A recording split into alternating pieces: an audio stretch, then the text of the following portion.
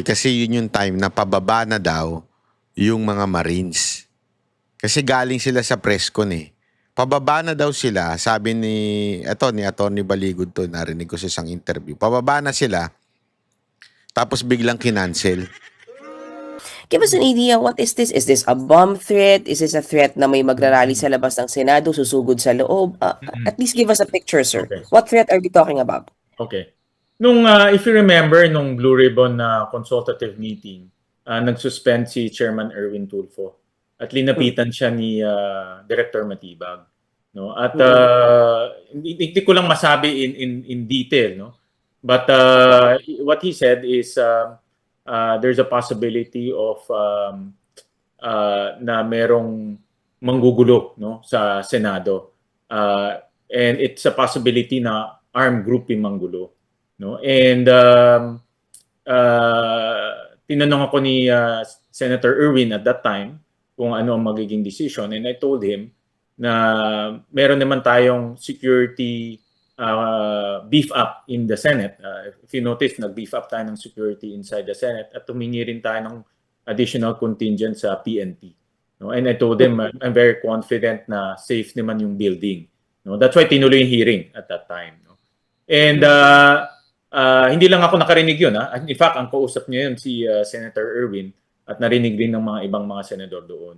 And ang assurance ko naman sa mga senador na through our Sergeant at Arms, ready tayo for any eventuality. That's why tinuloy. No? Nagkaroon lang ng earthquake kaya maaga in-adjourn yung or maaga sinuspend yung hearing. And at least that same day, I called the director of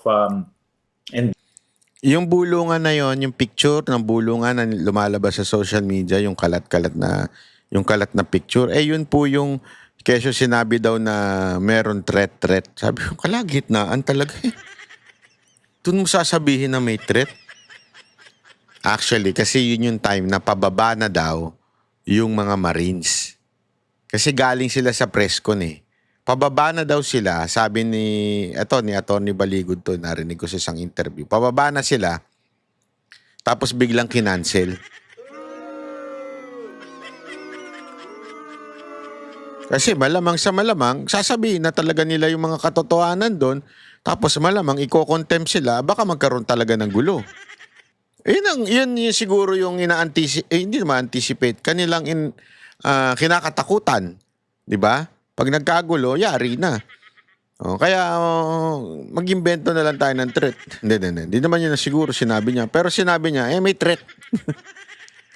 Biglang tinigil. Yun yung pababa na. Kasi remember, ganito nangyari. Kasi pag bulaanan natin yung sinasabi nila, bakit di umattend yung mga Marines? Nagpunta naman sila doon, ba't di sila umattend? Yan yung mga, mga sinasabi. Hindi yung totoo yun. Ito yung Blue Ribbon. Papasok na sila, tapos, ang tagal. Hinold daw sila na mahigit 1 oras sa baba. Kaya sila nakapasok dahil sa sinundo na sila ni Robin. May mga lumalabas na video na sinundo sila ni Robin. Ang tagal pa nga bago sila papasukin. So tumatakbo na yung Blue Ribbon. Kaya lang, nagpa-presscon pa sila. Hindi ko alam kung saan sila nagpa-presscon doon sa loob ng Senado. Dahil nga meron silang isasubmit na yung papel na may bagong 14 na lalabas. Sinagmit, so nag-presscon, ang haba ng mga tanungan ng mga media.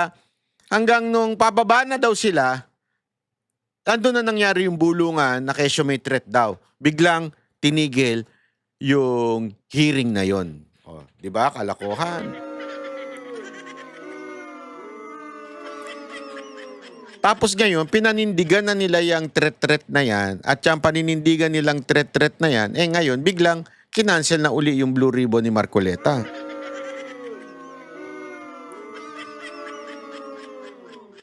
Tingnan ninyo. Baka mamaya in the future, baka sabihin nila, ang cause of delay ng impeachment ay itong sila Cayetano. Tingnan nyo, Kasi lahat ng gusto nilang kwento, ikikwento nila eh. Diba? Ikikwento nila kasi hawak nila ang hindi bit. Media. Kung si Cayetano hawak ang bit, etong mga Senate of the Malacanang ay hawak naman ang media.